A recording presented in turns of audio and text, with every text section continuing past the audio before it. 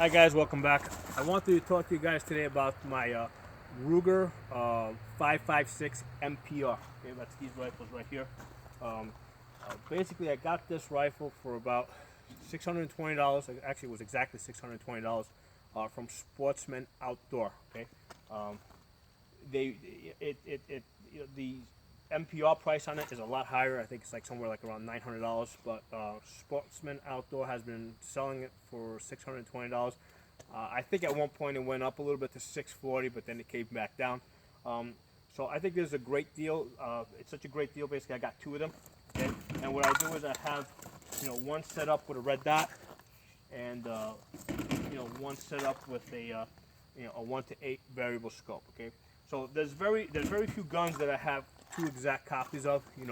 Glock is one of them, Sega 12 shotgun is the other, and my Ruger 5.56 MPR. Okay, now this is different from the Ruger 5.56. Okay, it has to say MPR after it. Okay, it stands for multi-purpose rifle. So a couple of great things about this rifle. First of all, it comes with an 18-inch barrel. Okay, and it's a cold hammer forged barrel. Okay. So you got 18 inches of cold hammer forged barrel. So basically it's an upgraded barrel that comes standard on the rifle. Okay. Now the rifle also comes with a muzzle brake, and the purpose of the muzzle brake is to push the gases back to reduce recoil. On the 223 5.56 caliber, the recoil is really light anyway. And what I find is that the muzzle brakes are extremely loud and annoying. And what I find is that they actually they reduce the usability of the rifle for me. So what I did is I take off the muzzle brakes and I put a standard flash hider on the rifle. Have not done that with this one yet. I did take off the muzzle brake, and I did not have an A2 flash hider laying around. I haven't ordered one yet. And what I did is I temporarily put a linear compensator on it, and the purpose of this is to it basically pushes the noise downrange. It works really good on AR pistols that have short barrels, okay, because those things are extremely loud. On the full-size AR, it really doesn't make that much of a difference. It adds a little extra weight, so like I said, I'm planning to get rid of this, and I'm planning to put a standard A2 flash hider on it. Okay, it comes with a really cool stock. Okay, it's really tight. Okay, no wobble, which to me is really important if you're doing any distance shooting. So really tight stock. It has a little QD hole here where you can attach a sling, and then it's got the M-lock rails here. We can also attach a sling. Okay. What else? It has a two-stage trigger. Okay. So basically, it has, there's a little bit of, on this side so you can see there's a little bit of take up on the trigger. Okay. And then it basically has a 3-pound, I think it's a 4-pound trigger. So it's a really light trigger, really great for taking distance shots. So that's the reason why, of all my ARs, this is the one that I put the distance scope on it. Okay, because I like doing some distance shooting with this rifle. Basically, I do get groupings at basically I shoot 110 yards, and I'll get groupings of 1.75 inches, so about 1.75 inches. I've seen them go down. I've seen them get close to an 1.5 inches. Although I can't do that consistently. And I can I'll pretty typically get 2-inch groupings. So it's definitely a 2-inch.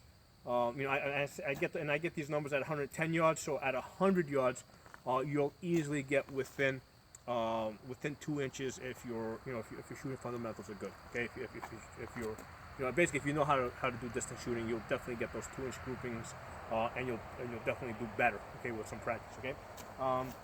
The other cool thing about this rifle is that it has a really, the recoil on it is really soft. Something about the way that the buffer tube is set up, the spring, and I don't know the specifics, but compared to other ARs that I have, it's definitely recoils a lot smoother. Okay.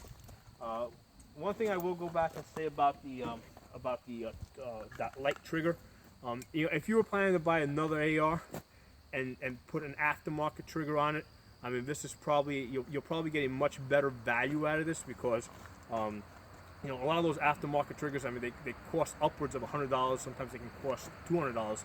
And basically, with this rifle, you're paying about $620, and you're getting that already. Okay, so there's a lot of value there.